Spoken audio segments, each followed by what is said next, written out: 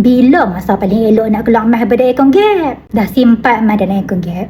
Tapi bila nak buat keluar emas fizikal? Ni ramai tak tahu. Sebenarnya tak ada pun waktu tetap. Suka hati kita lah. Ikut target kita. Kalau nak rasa pengalaman pegang emas, keluarlah sekeping dulu. 1 gram pun jadilah. Lepas dah rasa 1 gram tu, kita set matlamat baru. 1 dinar ke? 20 gram ke? 100 gram pun boleh. Janji kita tahu apa yang kita nak dan simpan ikut target. Charge nak keluar kad emas fizikal ada 2 je. 1, gold premium ikut saiz serendah RM10.